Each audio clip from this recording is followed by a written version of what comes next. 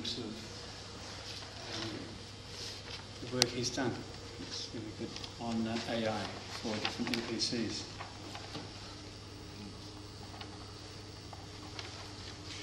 I think our lunch is getting ready. It's going to be brought here and just put out.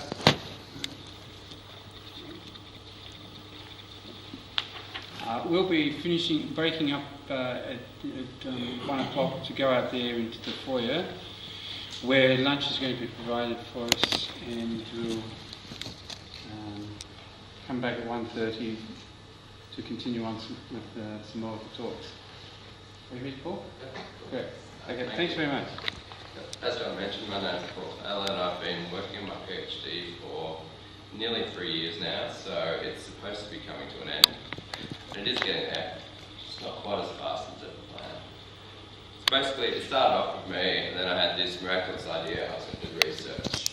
It was a really good idea at the time, but then there was a lot of, I've got to serve now. Then there was a lot of books that went with it, so the fun sort of dried up for a while. And basically reading everything in the planet related to artificial intelligence in games, reading everything in the planet related to game design, and that goes with papers, talking to people, watching videos, and some playing games.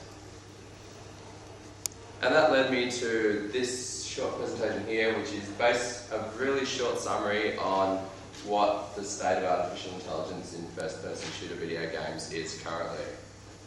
So Barry's going to help us here. So this is Barry, everybody.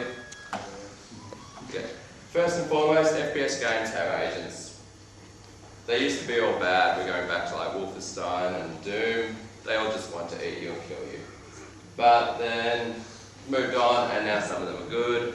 Usually NPCs that try to help you out. And then we decided we've got good NPCs, we've got bad ones, and people started creating AI. There were lots of agents, and the first AI was created. So now Barry's got some brains. And this is basically the trend that keeps happening. So then we've got lots of agents with brains. Some people took a different approach. We'll have lots of brains on one agent. There was another approach, let's just have a big brain on one agent.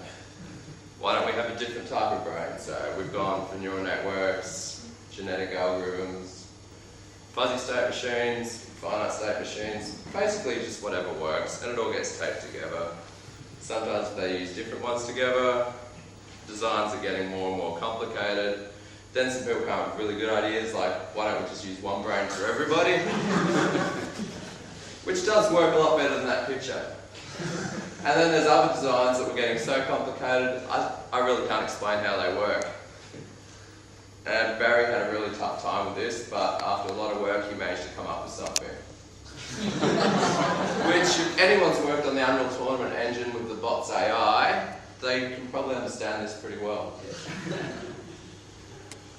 And that's about as far as AI's got for first-person shooter games. The thread that runs through all those slides is basically AI is only ever applied to the agents in the game. They really don't look outside of that scope.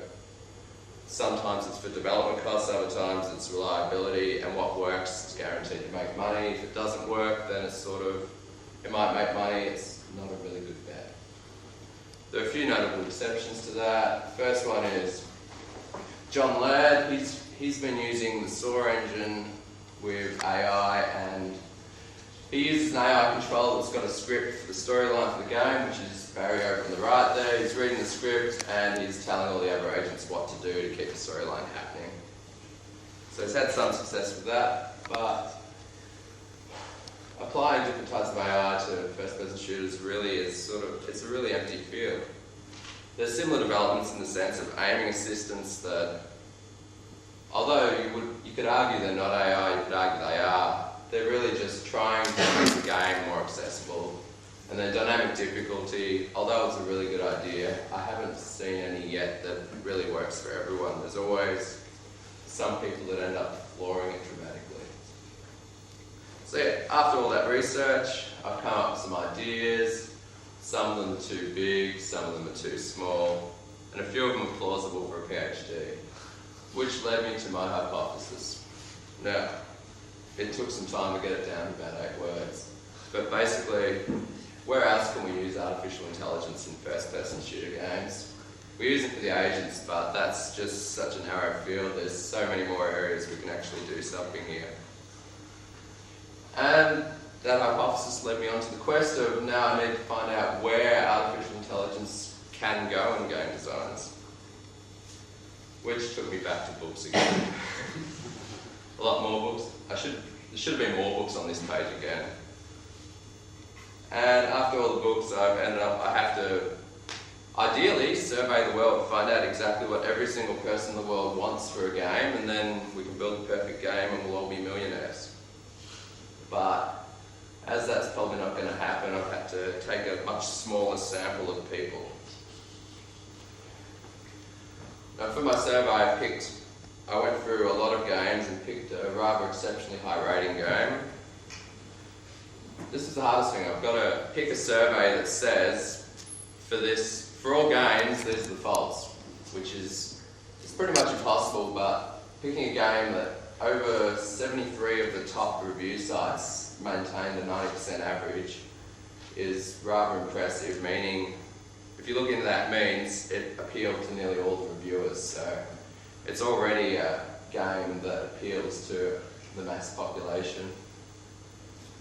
And the other theory I went with was that if there's flaws in a game that's rating so well, then the probability of them existing in poorer games is much higher than vice versa. So then some more books, and I started looking at the aspects of the survey. So focusing primarily on the user experience. I'm interested in people enjoying the game more. I'm not interested in the smartest bots in the world because I'm pretty sure they wouldn't be any fun to play against for anyone. So looking at how to make the game most enjoyable for everyone, and reading back through all the game design notes I have, I came up with a list of factors that I'm targeting with artificial intelligence. First one's dissonance, which is basically when something's out of place. I mean, it's pretty obvious which guy's out of place here, but having said that, dissonance is usually a lot more subtle, like Barry on the right's missing a foot. So yeah, sometimes you want it, sometimes you don't. A lot of puzzle games, Tomb Raider style, you want a little bit of dissonance because if you hide the key items too well, nobody is going to find them. And this is where artificial intelligence really can shine. Like, people that have walked past the item 8 times, perhaps should start glowing a little brighter, gleams of radar. That's something AI can do very effectively. Whereas someone who really loves playing the games and walks in and sees this glowing orb on the wall is not really going to feel the challenge. And there's rhythm. Oh, I had a hard time trying to get Barry to do rhythm. It's just one of those things that's there. Games either have it or they don't, and that's on a per person basis again. So it's basically how well the person's playing through the level, whether they're going forwards, whether they're stuck. But having said that, some people enjoy being stuck constantly and having to fight every inch of the way. So they're going to ruin the plans, I'm sure. I'll have to find a way to deal with them. But move on. Along with rhythm goes flow. The game keeps flowing forwards. If it all stops, then it tends to get stale for a lot of players. There's exceptions to all these rules, and I think that's why we need AI. If there wasn't exceptions, we'd have a good plan we could follow. Then there's the difficulty curves of the game. This is reflected in how fast the person learns to deal with challenges and how far the game pushes them, how fast. Typically games have easy, medium or hard, although this year and the end of last year it seems to have gone, you either have normal, hard or insane. We've changed the name, it makes people feel better. So yeah, we start off on easy, which everyone can do, and then gets to hard.